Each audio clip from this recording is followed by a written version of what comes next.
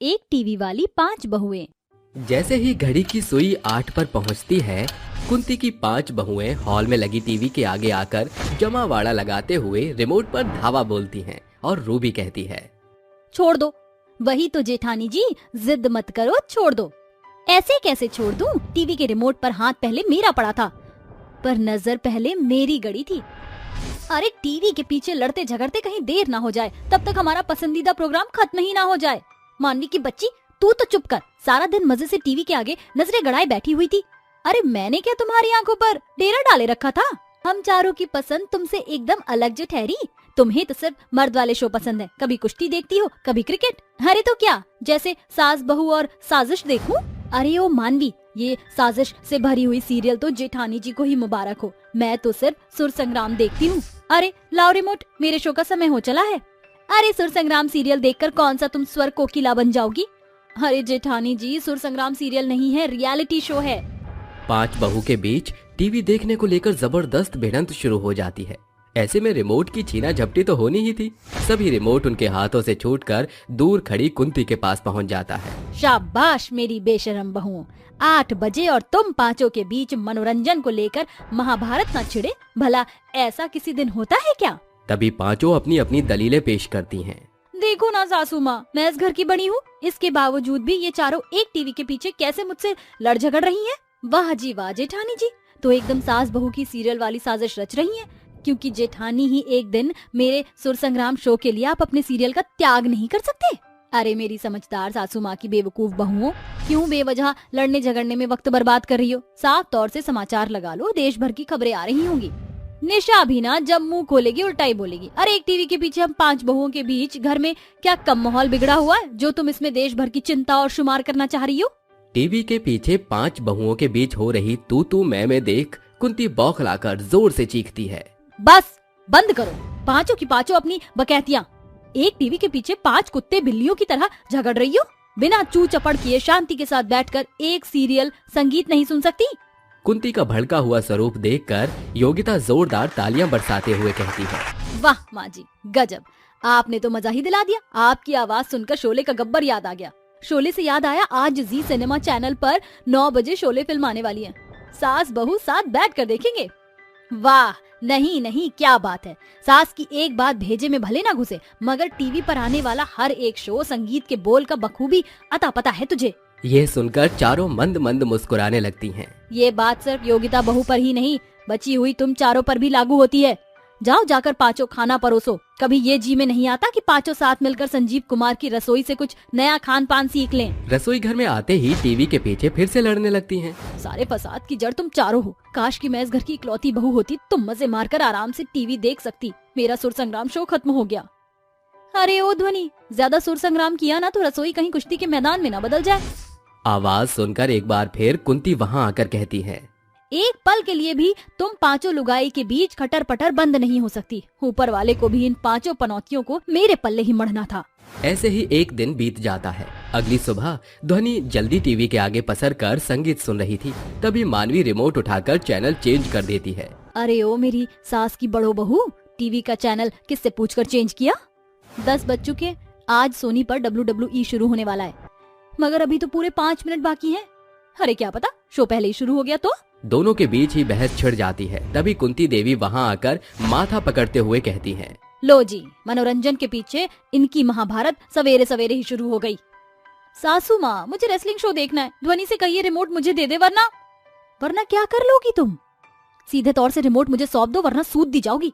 चुप करो दोनों, ये मेरा घर है, मार काट का मैदान नहीं जो खुले सांड की तरह लड़ रही हो। तभी बाकी तीनों भी वहाँ पधार जाती है और रूबी कहती है, अरे 10 बज गए, जल्दी से स्टार गोल्ड लगाना, संडे स्पेशल में हम साथ साथ हैं, फिल्म शुरू होने वाली है। तुम 3 बंदरियों की ही कमी बची थी। अरे इस रिमोट और टीवी की सर्वोपरि हकदार मैं हूँ। ऐसा क्यों? अरे कल रात रिमोट का सेल समाप्त हो गया था और पूरे 15 रुपए देकर मैंने 2 सेल खरीद कर लेकर आई हूँ, तो हुई ना रिमोट की असली हकदार।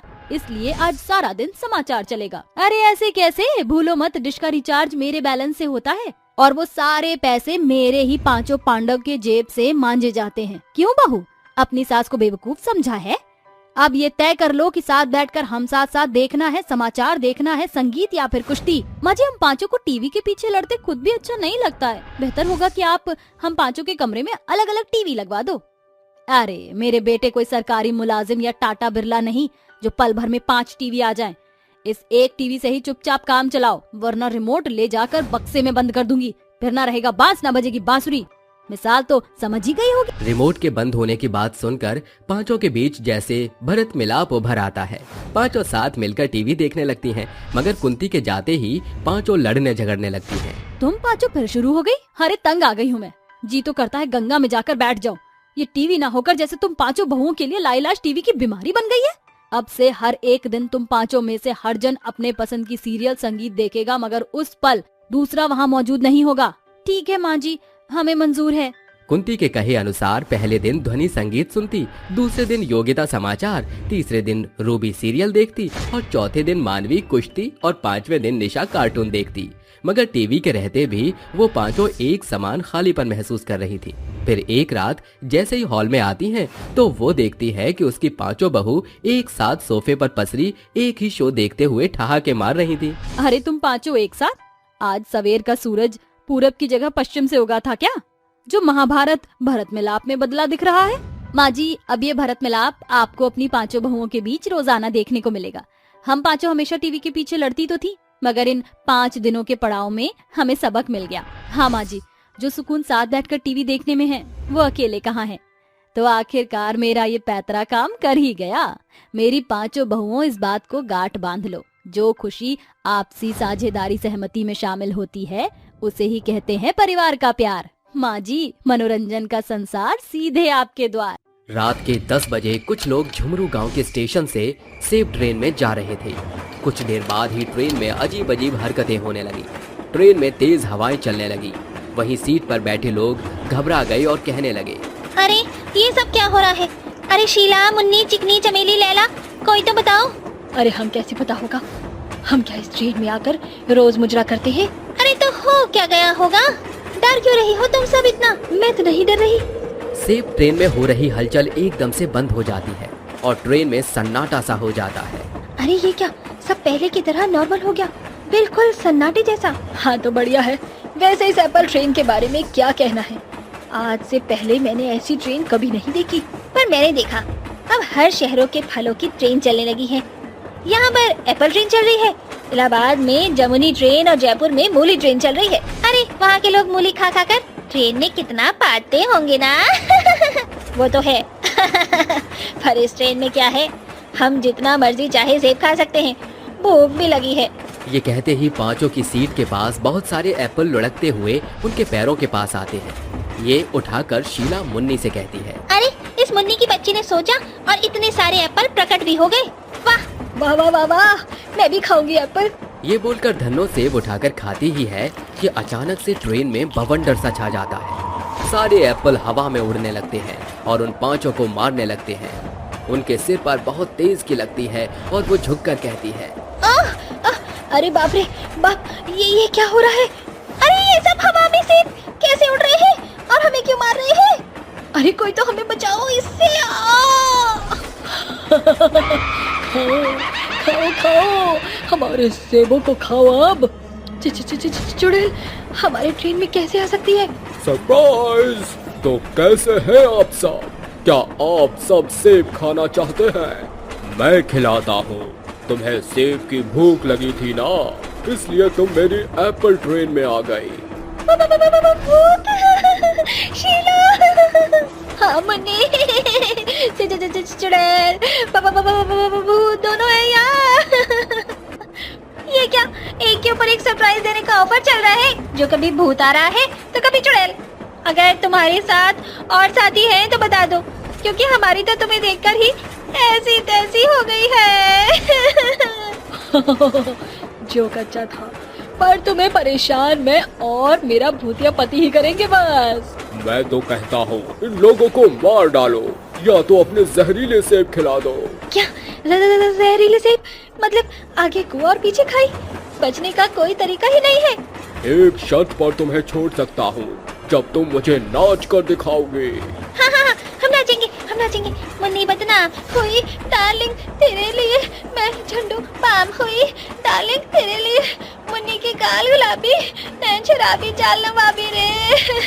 ओहो, तुम सब तो बुढ़े बुढ़ियों से भी ज्यादा गए गुजरे हो। मैं गाता हूँ और तुम नाचोगी। ओ धन्नो धन्नी दी, आपका क्या होगा जनाबे आली, आपका क्या होगा।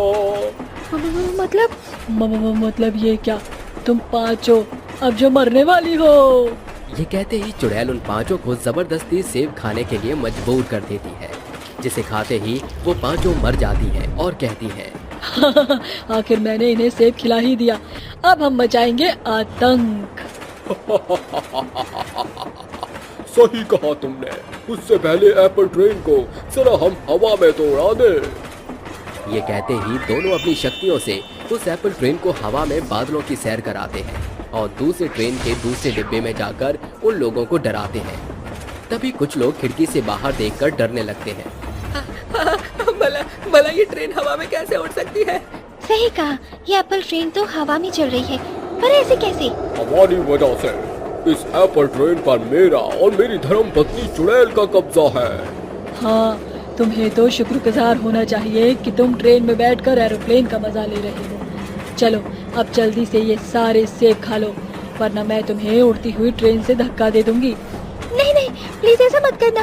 पिंकी, अरे पिंकी तुम डरो मत, ये बस हमें बेवकूफ बना रहे हैं। अच्छा, तो हम तुम्हें बेवकूफ बना रहे हैं, चलो मैं ये साबित कर ही देती हूँ। ये कहते ही चुड़ैल मोंटी को उड़ती हुई ट्रेन से धक्का दे देती है। ये देखकर पिंकी डर जाती है और वो डरकर जहरीला सेब खाते ही मर जाती है। इसी तरह चुड़ैल और भूत एप्पल ट्रेन में बैठे सभी लोगों को एक एक करके मौत के घाट उतारने लगते हैं। ये देखकर एक लड़का कहता है, तुम्हें बेकसूर मासूम लोगों को मारकर बिल्कुल भी शर्म नहीं आती? हाँ, तुम्हारे हाथ नहीं कपकपाते? क्यों इन लोगों को इस कदर मारे जा रहे हो? जब हमारे बारे में किसी ने नहीं सोचा तो हम किसी के बारे में क्यों सोचे? हम भी तो बेकसूर मारे गए हैं, इसलिए तुम सब लोग भी मरोगे। हाँ, हम एक एक करके तुम सबको मार डालेंगे।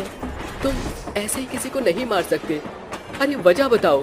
हम भी तुम लोगों की तरह इंसान ही थे जो मेहनत से रोटी कमाते थे। मैं और मेरी पत्नी सेब बेचा करते थे।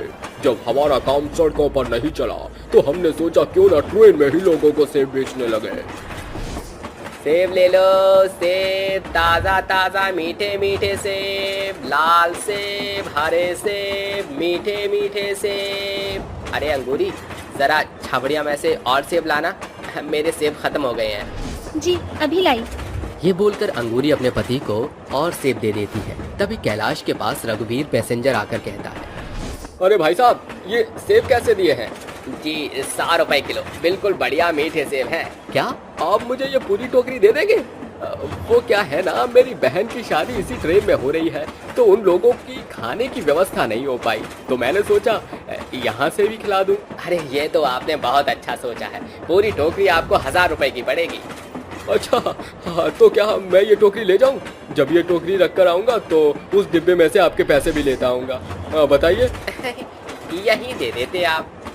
अजी मेरा पर्स उधर ही रखा है, मैं लाकर आता हूँ, आप विश्वास रखिए। ठीक है। ये सुनकर कैलाश सेब की पूरी टोकरी उठाकर ले जाता है और बहुत देर हो जाती है, लेकिन रघुवीर वापस नहीं आता। तभी कैलाश और अंगूरी उसे ढूंढते हुए ट्रेन के दूसरे डिब्बे में पहुंच जाते हैं और कहते हैं, अरे भाई साहब, मैं इतनी देर से इंतजार कर रहा हूँ, आपने मेरे से पूरी टोकरी ले ली सेब की, पैसे तो दे दीजिए। अरे आप ये कैसी बातें कर रहे हैं? मैं आपको 1000 रुपए का नोट वहीं देकर आया हूँ और आप यहाँ आ गए। मैं भला इंसान दिखता हूँ, इसका मतलब ये नहीं आप मुझे लूट लेंगे। अरे आप इतना झूठ क्यों बोल रहे हैं? आपने कहा था कि मैं पैसे लेकर आता हूँ, आपने मुझे फूटी कौड़ी नहीं दी। देखो देखो, ये गरीब मुझसे पैसे लेने के चक्कर में कैसे दांव पेच खेल रहा है। मारो इसे, झूठ बोलता है भिखारी कहीं का। अरे मारो मारो इसे, मारो, अरे मारो। अरे ये सब आप क्या कर रहे हैं? छोड़िए छोड़िए मेरे पति को। ट्रेन के लोग बेचारे कैलाश को झूठा समझकर ट्रेन से फेंक देते हैं। वहीं अंगूरी उस आदमी को मारती है कि वो लोग अंगूरी को चाकू से मार डालते हैं, जिसके बाद दोनों भूत और चुड़ैल बनकर रहते हैं। इन लोगों ने हमारे साथ नाइंसाफी की है, अब हम इसी ट्रेन को एप्पल ट्रेन बनाकर लोगों को मौत के घाट उतारेंगे, कोई नहीं बचेगा। और तब से ही हम लोगों को मारने लग गए। तुम्हारे साथ तो बहुत बुरा हुआ है, मुझे दुख है, और तुम पिछले साल की ट्रेन में बैठकर आ रहे थे ना? हाँ, पिछले साल ही। देखो, तुम्हारी मौत के बाद पिछले साल उसी ट्रेन का बहुत भयानक एक्सीडेंट हुआ था जिसमें सभी लोग मारे गए थे, और जिन्होंने तुम्हारे साथ बुरा किया था वो भी मर चुके हैं। तो फिर अब तुम किस बात का बदला ले रहे हो जब उन्हें सजा मिल चुकी है? बेहतर होगा कि तुम अपनी भटकती हुई आत्मा को खुद मोक्ष दे दो, जिससे तुम आजाद हो जाओ। शायद तुम सही कह रहे हो, अब हमें यहाँ से चलना चाहिए। ये बोलते ही चुड़ैल और भूत अपने जादू से उस एप्पल ट्रेन को पटरी पर उतार कर पहले जैसी ट्रेन बना देते हैं और हमेशा के लिए वहाँ से चले जाते हैं। बूढ़ी सास का बर्थडे। कोकिला ने अपने बेटे शिवम की शादी पलक से की थी। दोनों की शादी को 1 साल हो गए थे। सब अच्छे से चल रहा था। ऐसे एक दिन पलक खाना बनाकर कहती है, माँ जी, मैंने आपके लिए साबूदाने की खिचड़ी बना दी है, आप खा लीजिए, मैं ऑफिस का काम कर रही हूँ, आपको कुछ चाहिए हो तो बताना। ठीक है बहू, कर ले। जी माँ जी। ये बोलकर पलक अपने ऑफिस का काम करने लगती है।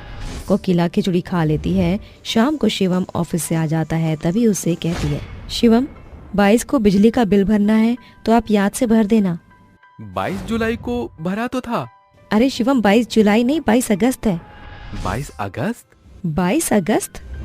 ओह ओह नो, 22 अगस्त। 22 अगस्त हम दोनों कैसे भूल सकते हैं?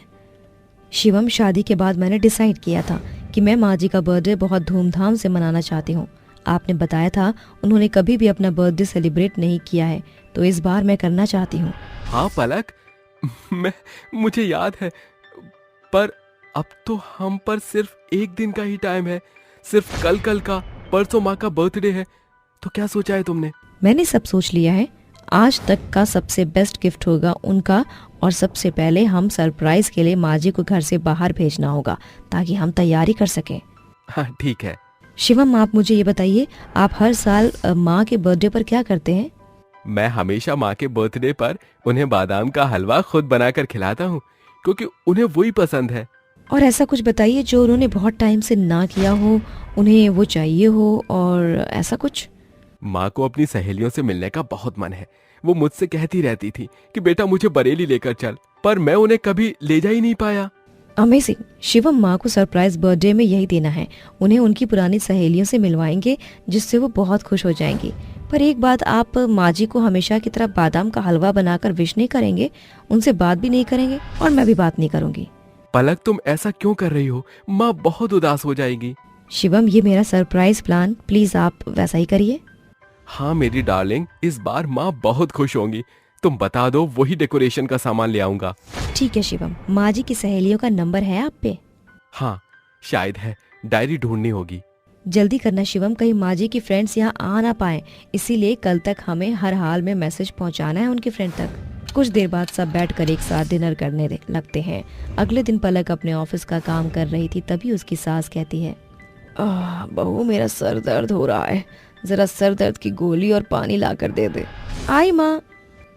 नहीं, मुझे माँ जी के साथ थोड़ा नाटक करना होगा, मैं उनके हर काम को मना करूंगी। माँ जी, मुझे ऑफिस का काम करना है, मैं नहीं आ सकती, आप खुद ले लीजिए दवाई भी। ये बहू को क्या हो गया है? हमेशा तो ऑफिस का काम छोड़कर मेरा काम करती है। हो सकता है बेचारी ज्यादा काम कर रही हो, मैं खुद ही पानी लेती हूँ। कोकिला खुद ही उठकर दवाई और पानी ले लेती है। ऐसे ही शाम को कोकिला कहती है, बहू, जरा मेरी ये साड़ी प्रेस कर दे, कल मेरा जन्मदिन है, यही साड़ी पहनूंगी। माँ जी, इतनी बड़ी साड़ी पहनकर आप कहाँ जा रही हैं? किसी शादी में जाना है क्या आपको? नहीं बहू, बहुत दिनों से पहनी नहीं है ना, रखे रखे खराब हो गई, तो मेरा मन किया कि मैं कल पहनूं इसको। सॉरी माँ जी, आपका इतना मन है, पर मुझे फिर से मना करना पड़ेगा आपको। माँ जी, मेरे पास ऑफिस का बहुत सारा काम है, मैं प्रेस नहीं कर पाऊंगी, या तो आप खुद कर लो। ठीक है बहू, मैं खुद ही कर लूंगी। ये बोलने के बाद पलक ऑफिस का काम करने का नाटक करती है। कुछ देर बाद कोकिला उसे फिर कुछ काम करने की कहती है, तभी पलक गुस्से से कहती है, अरे माँ जी, आपको मैं कितना बोलूं, प्लीज मुझे एक्स्ट्रा काम मत कहिए। कुछ दिनों तक आप खुद ही काम कर लीजिए सारा का सारा, मेरे पास काम करने का बिल्कुल भी वक्त नहीं है। ठीक है बहू, मैं तुझसे कुछ भी नहीं बोलूंगी। रात को 12 बज जाते हैं और कोकिला कहती है, शादी के बाद मेरी बहू पहली बार मेरा बर्थडे बनाएगी, चाहे वो मुझसे भी नाराज क्यों ना हो, पर मुझे पता है अभी मुझे जन्मदिन की मुबारकबाद देने आएगी, और मेरा शिवम भी। इंतजार करते हुए आधा घंटा बीत जाता है। अरे इतनी देर तो शिवम ने कभी नहीं लगाई। शायद दोनों को मेरा बर्थडे याद ही नहीं है। शादी से पहले मेरा बेटा हमेशा मुझे जन्मदिन पर रात में ही विश करने आ जाता था, पर अब नहीं आया। वहीं शिवम पलक से कहता है, पलक मुझे जाने दो, माँ वेट कर रही है।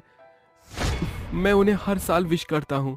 मैं आपका हाथ नहीं छोड़ूंगी, आप नहीं जाएंगे। थोड़ी देर और बस, कल शाम को माँ जी बहुत खुश होंगी। इस तरह से तीनों सो जाते हैं। अगले दिन कोकिला पूजा पाठ करके सोफे पर बैठ जाती है और कहती है, मुझसे तो सब्र नहीं हो रहा। मेरे बहू बेटे आने वाले होंगे, मेरे पैर छूकर आशीर्वाद लेंगे, मुझे जन्मदिन की हार्दिक बधाई देंगे। दोनों आते हैं। माँ जी मुझे माफ कीजिएगा, मैंने आपका खाना बना दिया। आज मुझे ऑफिस में बुलाया तो जाना ही होगा, अर्जेंट है। और आपको सुधा आंटी मंदिर जाने को कह रही थी तो आप उनके साथ चले जाना। माँ मैं तो लेट हो गया हूँ, मैं भी ऑफिस जा रहा हूँ, आप अपना ख्याल रखना। पर बेटा सुन, आज मेरा दोनों चले गए, इसका मतलब दोनों में से किसी को भी मेरा जन्मदिन याद नहीं है। घर पर रहकर क्या करूंगी, सुधा के साथ ही चली जाती हूँ। कोकिला का दिल बहुत दुखी हो जाता है, इसीलिए वो सुधा के साथ मंदिर चली जाती है। पलक के कहने पर सुधा कोकिला को मंदिर में व्यस्त रखती है। इतने में दोनों घर पर वापस आकर कोकिला के जन्मदिन की तैयारी करते हैं। पलक अपनी सास के लिए केक तैयार करती है और शाम तक पूरा घर ऐसे सजा होता है जैसे घर में दिवाली हो। शाम को कोकिला कहती है, आज कितनी देर हो गई, मैं घर जा रही हूँ सुधा। अरे अभी मत जा, तू मेरे साथ ही रहना, बहुत बातें करनी है तुझसे। मुझे पलक बहू को फोन करना होगा, अब मैं कोकिला को और नहीं रोक सकती। तभी सुधा के पास पलक का कॉल आता है, वो उसे घर ले आती है। कोकिला जैसे ही अपने घर पहुंचती है तो घर में अंधेरा होता है। अरे ये घर में एकदम से अंधेरा क्यों है, लाइट जलाती हूँ। ये बोलकर कोकिला जैसे ही घर की लाइट जलाती है तो पार्टी पोपर ब्लास्ट होता है और उसके सभी सहेलियां बहू बेटे उसे जोर शोर से जन्मदिन मुबारक देते हुए कहते हैं, happy birthday to you, happy happy birthday to you. जन्मदिन की बहुत बहुत शुभकामनाएं माँ, ये लीजिए आपका बादाम का हलवा। हैप्पी बर्थडे टू यू माँ जी, 1000 साल जिए आप। शुक्रिया आप सभी को। बेटा तुम दोनों को याद था मेरा जन्मदिन? हाँ माँ जी, भला इतना इम्पोर्टेंट दिन कैसे भूल सकते हैं, इसीलिए आपके लिए सरप्राइज प्लान किया था। पर तू तो आज ऑफिस में थी, तो ये सब कैसे किया? माँ ये सब नाटक था ताकि आपको घर से बाहर भेजकर सजावट की तैयारी कर सकें। अरे कोकिला, मुझे भूल गई क्या? देख तो जरा। मीनाक्षी, सुनीता, तुम दोनों इतनी दूर से कैसे आई? तेरे बहू ने बेटे ने तेरे जन्मदिन के बारे में बताया तो तुझे सरप्राइज देने आ गए। मुझे तो यकीन ही नहीं हो रहा। माँ जी, हमसे कोई गलती हो गई है क्या? आप रो क्यों रही हैं? अरे नहीं नहीं बेटा, खुशी के आंसू हैं। सोचा नहीं था कभी ऐसा तोहफा भी मिलेगा। अरे माँ, अभी तो आपको केक भी काटना है, आपकी प्यारी बहू ने जो बनाया है। उससे पहले माँ जी, मैं आपसे 2 लाइन कहना चाहती हूँ। आप मेरी सासू माँ नहीं बल्कि माँ है कि जब जब मैंने कागज पर लिखा माँ का नाम, तब कलम अदब से बोल उठी, हो गए चारों धाम। सच में बहू तो लाखों में एक है। ये कहने के बाद कोकिला अपना केक काटती है, जहाँ सभी लोग उसे तोहफा देते हैं और खुशी खुशी पलक अपनी सास का बर्थडे मनाती है। चुड़ैल के जहरीले नूडल्स। रात का समय होता है। एक बहुत ही भयानक चुड़ैल एक रसोई में खड़ी होकर नूडल्स बना रही होती है, जिसके बाद वो नूडल्स बनाते बनाते अपने आप से कहती है, इन्होंने नूडल्स खिलाकर मुझे मारा है, मैं भी अब इनसे अपने पति की मौत का बदला लूंगी और इन्हें नहीं छोड़ूंगी। आज जब ये दोनों मेरे हाथों के बने जहरीले नूडल्स खाएंगे तो ये दोनों भी मर जाएंगे। वो भयानक चुड़ैल नूडल्स बनाकर अपना रूप एक औरत के वेश में बदल लेती है, जिसके बाद वो नूडल्स को अमलेश और निशा के पास लेकर आती है। नूडल्स देखकर दोनों माँ बेटी के मुंह में पानी आ जाता है और वो दोनों चुपचाप नूडल्स खाने लगते हैं। उन्हें नूडल्स खाते देख चुड़ैल मुस्कुराकर वहां से गायब हो जाती है। आखिर उस चुड़ैल ने जहरीले नूडल्स बनाकर उन बेचारी मासूम माँ बेटी को क्यों मार दिया? आइए कहानी में थोड़ा पीछे जाकर देखते हैं, आखिर उसने ऐसा क्यों किया। अरे निशा, तेरी भाभी कहाँ है? इससे तो आराम करने से ही फुर्सत नहीं मिलती, जब देखो आराम करती रहती है। अरे कितना आराम करेगी ये, इसे घर के काम नहीं दिखते क्या? जब बहू इतनी आलसी लेकर आई हो तो वो घर के काम थोड़े करेगी, वो तो आराम ही करेगी ना। ये सुनकर अमलेश को गुस्सा आता है और वो अपनी बहू राधा को जोर जोर से आवाज लगाने लगती है। बहू कहाँ मर गई? क्या तुझे घर के काम नहीं दिखाई देते? तभी राधा भागते हुए अपनी सास कमलेश के पास आती है और उससे कहती है, माँ जी मुझे माफ़ कर दीजिएगा, मेरी आज तबीयत बिल्कुल भी ठीक नहीं है, इसी वजह से मैंने आज घर के काम नहीं किए। ओहो, महारानी के बहाने तो देखो, जब देखो बहाने करती रहती है।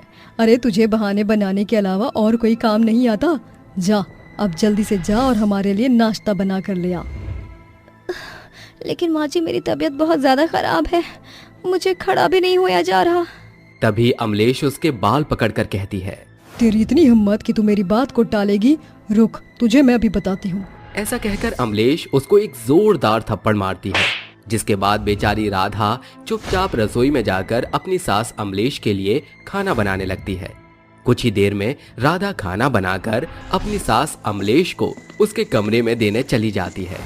देख निशा, एक थप्पड़ में सारा बुखार और आलस उतर गया। देख ले आई खाना, अब ले आई हो तो टेबल पर रख दे, हमारा मुंह क्या ताक रही है। राधा खाने की पूरी भरी हुई थाली टेबल पर रख देती है। बेचारी राधा ने कुछ भी नहीं खाया होता, वो अपनी सास की तरफ देख रही होती है। तभी अमलेश कहती है, अरे मेरा मुंह क्या देख रही है, यहाँ से चली जा। मैं और मेरी बेटी निशा जब खाना खाने लगे तो तेरे लिए कुछ बचा देंगे। अपनी सास की ये बात सुनकर बेचारी राधा वहाँ से चली जाती है और अपने कमरे में जाकर रोने लगती है। हे ऊपर वाले, ये कैसी जिंदगी है मेरी, मैं यहाँ एक एक टुकड़े के लिए तड़प रही हूँ, ऊपर से मेरे पति की मृत्यु हो गई है। उनकी जगह भगवान तू मुझे उठा लेता तो कम से कम मुझे ये सब तो नहीं देखना पड़ता। बेचारी राधा अपने कमरे में बुरी तरह से रो रही होती है। वहीं दूसरी तरफ निशा अपनी माँ अमलेश के साथ राधा के हाथों का बना खाना खा रही होती है। तभी वो दोनों अपनी झूठी थाली में थोड़ा सा खाना छोड़ देते हैं, जिसके बाद अमलेश राधा को आवाज लगाती है, अरे बहू कहाँ मर गई? जल्दी से आ जा, ये खाना खा ले, नहीं तो मैं इसे खाने को कुत्ते को दे दूंगी। राधा भूख से तड़प रही होती है, जिसके बाद वो भागती हुई अपनी सास के पास जाती है और उनका झूठा खाना खाने लगती है। लेकिन बेचारी राधा का पेट नहीं भरता।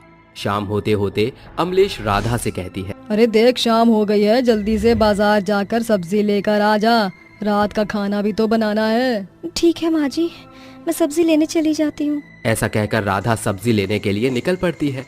जैसे ही वो सब्जी लेकर घर को लौटती है, उसकी सास रसोई में कुछ बना रही होती है, जिसे देखकर राधा उससे पूछती है, अरे माँ जी आप क्या बना रही हो?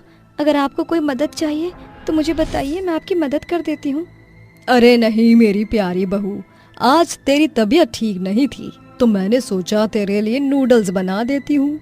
जा अपने कमरे में आराम कर, मैं तेरे लिए नूडल्स अभी बना कर लाती हूँ। अपनी सास का ये स्वभाव देखकर राधा बहुत खुश होती है और चुपचाप अपने कमरे में चली जाती है। जिसके थोड़ी ही देर बाद अमलेश नूडल्स बनाकर राधा के कमरे में लेकर आती है और उससे कहती है, ये लो बहू, मैंने तुम्हारे लिए नूडल्स बनाए हैं, इन्हें खाकर अपनी दवाई खा लेना, तुमने सुबह से वैसे भी कुछ नहीं खाया है। ऐसा कहकर वो नूडल्स रखकर वहाँ से चली जाती है।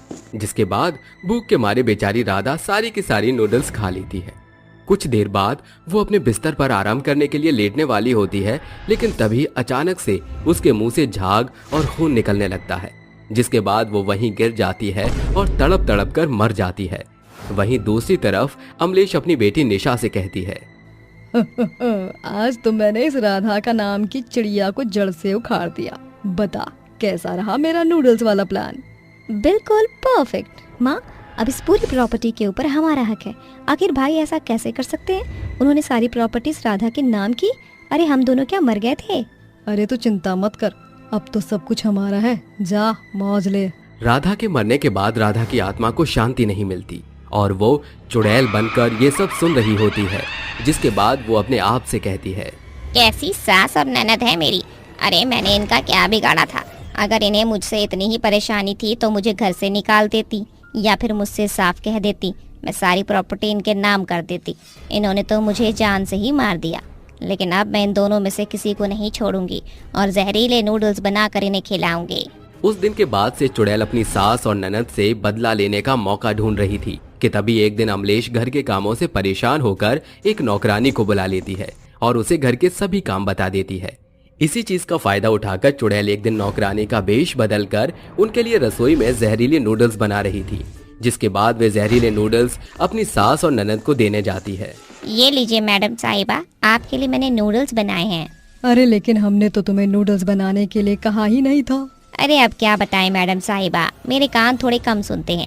मुझे लगा आपने नूडल्स बनाने के लिए कहा है, इसीलिए मैंने नूडल्स बना दिए। चलो कोई बात नहीं माँ, वैसे भी कई दिनों से नूडल्स नहीं खाए थे, अब इसने बनाए हैं तो खा ही लेते हैं। जैसे ही वो दोनों नूडल्स खाती हैं, नूडल्स खाने के कुछ ही देर बाद उन दोनों के मुंह से झाग और खून निकलने लगता है, जिसके बाद वो दोनों वहीं तड़प तड़प कर मर जाती हैं। तभी चुड़ैल अपने असली रूप में आती है और उन दोनों को मरा हुआ देखकर कहती है, खून का बदला खून से। इन्होंने मेरी जान ली, आज मैंने मौका देखकर इन दोनों को ही टपका दिया।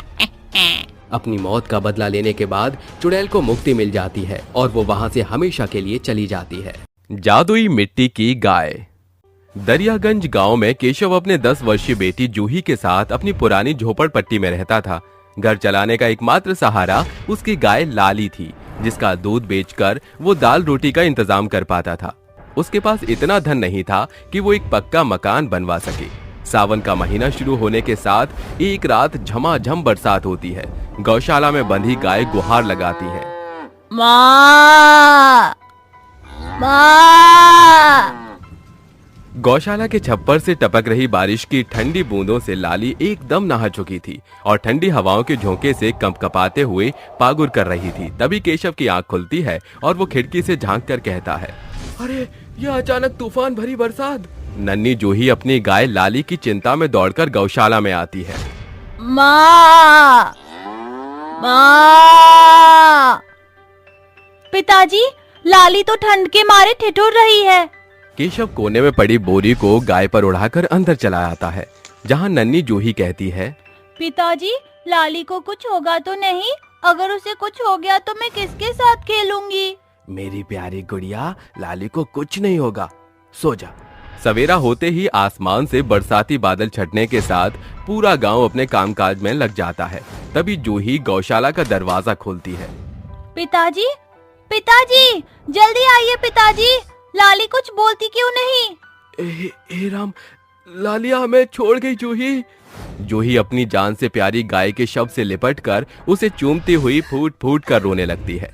समय गुजरने के साथ उसके घर में खाने के भी लाले पड़ जाते हैं। ये देख जूही गौशाला में आकर कहती है, लाली, तुम वापस आ जाओ, मुझे तुम्हारी बड़ी याद आ रही है। वो खूंटे के पास गाय के कदमों की छाप छोड़ी हुई जमी हुई मिट्टी को उठाकर उसे गूंदकर लाली को याद करके मिट्टी की एक गाय बनाकर बिलख बिलख कर रोती है। आधी रात उसके सपने में उसकी माँ आकर कहती है, नींद से जागो जूही, यहाँ इतना अंधियारा क्यों है और आप कौन है?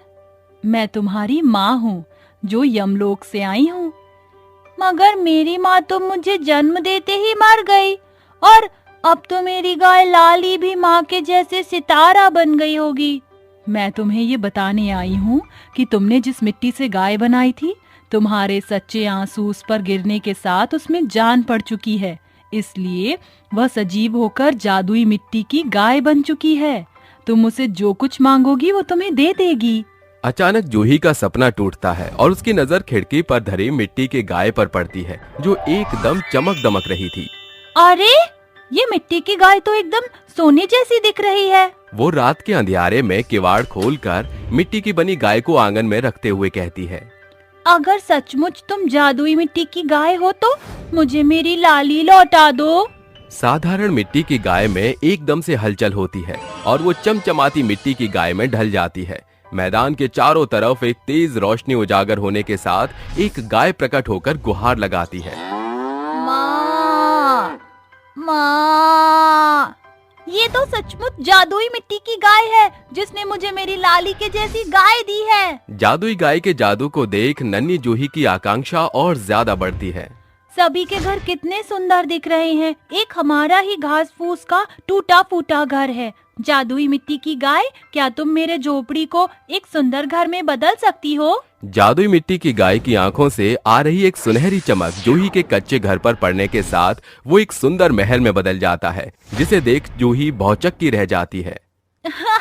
ये तो राजकुमारी के महल जितना सुंदर है। जूही मिट्टी की जादुई गाय को अपनी हथेली पर उठाकर घर को एक टक निहारती हुई खुश होती है। सवेरे केशव की आंख खुलती है तो वो हैरानी से कहता है, मैं तो अपनी झोपड़ी में सोया था, फिर मेरी नींद इस आलीशान घर में कैसे खुली? कहीं ये मेरी आंखों का सपना तो नहीं? पिताजी, ये भ्रम नहीं, सच है। ये सब कुछ इस मिट्टी की जादुई गाय ने हमें दिया है। पूरा गांव उनके घर के आगे जमावाड़ा लगाकर कहता है, अरे रातों रात इस सुदामा की बरसों की टूटी फूटी कुटिया एकदम से महल में कैसे बदल गई? अरे केशव भाई, कोनो भारी खजाना हाथ लग गवा है का? ये सब कौने जिन का जादू है? तुम्हारे तो दिन पलट गए। अरे भाई बहनों, वो देखो, हूबहू लाली जैसी गाय। कल तक तो गौशाला एकदम वीरान पड़ी थी, एक ही रात में ये गाय कैसे पैदा हो गई? दोनों बाप बेटी गांव वालों के सवालों से घिरे हुए थे। तभी जूही कहती है, ये सब कुछ हमें इस जादुई मिट्टी के गाय से मिला है। क्या कहा? जादुई मिट्टी की गाय? अगर ये वाकई जादुई मिट्टी की गाय है तो इसे सोना निकाल कर दिखाओ जरा। एकदम पते की बात कही है। अब ही दूध का दूध, पानी का पानी हो जाएगा। ठीक है, ऐ मेरी जादुई मिट्टी की गाय, मुझे सोने के सिक्के दे। जादुई मिट्टी की गाय का छोटा सा ढांचा एकदम विशाल जादुई मिट्टी की गाय में बदलने के साथ उस मिट्टी की गाय का मुंह खुलता है और सैकड़ों सोने के सिक्कों की भरमार लग जाती है। अरे, ये तो सचमुच की जादुई मिट्टी की गाय निकली। ये क्या बला है? ये सारे सोने के सिक्के आप रख लीजिए। सभी जन सोने के सिक्कों की तरफ लपक पड़ते हैं। समय के साथ जादुई मिट्टी की गाय के कर्तव्यों से जूही और उसके गरीब पिता का जीवन पटरी पर आ जाता है। गुड़िया, भले ही सभी के लिए ये जादुई मिट्टी की गाय हमारे जीवन के बदलाव का श्रेय माने, लेकिन मेरे लिए ये तेरे हाथों का करिश्मा ही कहलाएगा, क्योंकि इस जादुई मिट्टी की गाय की रचनाकार तो तू ही है। सालों बाद दोनों बाप बेटी के जीवन में खुशियां दस्तक देती हैं। जब भी उन्हें कोई भी कमी घटी का अभाव महसूस होता, वो जादुई मिट्टी की गाय से मदद मांगते। एक रोज केशव घर आकर कहता है, अरे गुड़िया, जरा खाना ले आ, बड़ी जोरों की भूख लगी है। जूही रसोई घर में पड़े खाली भगोने को निहारती हुई हैरान परेशान होकर कहती है, पिताजी को क्या खिलाऊं? सारा खाना तो मैंने ही सपाचट कर दिया था। पिताजी का ख्याल ही नहीं किया। मैं भी कितनी बुद्धू हूँ। तभी जूही की नजर उसके जादुई मिट्टी की गाय पर जाती है। मिल गया हल। मेरी जादुई मिट्टी की गाय, मुझे तुम्हारी मदद की सख्त जरूरत है। मुझे पिताजी के लिए अच्छा खाना दो। एक बार फिर जादुई मिट्टी की गाय से तेज रोशनी रसोई घर में चमक उठती है और जूही को थाली भरकर खाना देती है। ये लीजिए पिताजी, गर्मा गर्म खाना। अरे वाह, ये 56 भोग किसने बनाया? पिताजी, ये खाना मैंने अपनी जादुई मिट्टी के गाय से मांगा था। एक रोज एक भूखा भिखारी उनका दरवाजा खटखटाते हुए कहता है, अरे कोई इस बूढ़े भिखारी को कुछ खाने को दे दो। आपको भूख लगी है? मेरी प्यारी जादुई गैया, इनको खाना दो। अरे ठिठोली करने को मैं भिखारी ही मिला था क्या? ये माटी की बेजान गाय सिर्फ बालकों का मनोरंजन कर सकती है, अरे भोजन नहीं दे सकती। काका, ये भले ही छोटी सी मिट्टी की गाय है, लेकिन इसकी खासियत ये है कि ये एक जादुई मिट्टी की गाय है। ऐ मेरी जादुई गाय, मुझे फौरन अच्छा खाना और सोने के सिक्के दो। जादुई मिट्टी की गाय जूही के कहने के मुताबिक जूही को खाने की बड़ी थाली और सोने के अनगिनत सिक्के देती है। भूखा भिखारी खुश होकर खाना खाकर कहता है, तुम्हारा शुक्रिया बेटी, आज लंबे अरसे बाद मुझे इतना ताजा और स्वादिष्ट भोजन नसीब हुआ। इसमें शुक्रिया कैसा? एक भूखे की भूख मिटाने से बड़ा पुण्य कुछ भी नहीं होता। ये सिक्के भी आप रख लीजिए, ताकि आपको फिर कभी किसी के आगे हाथ ना फैलाना पड़े। 10 साल की जूही को पुरनिया की तरह समझदारी से बोलता देख भिखारी उसे शुक्रिया बोलकर वहाँ से चल देता है और जूही अपनी जादुई मिट्टी की गाय को लिए घर के भीतर आ जाती है और ऐसे ही लगातार वो जरूरतमंदों की मदद करने का जिम्मा अपने सिर उठाती है।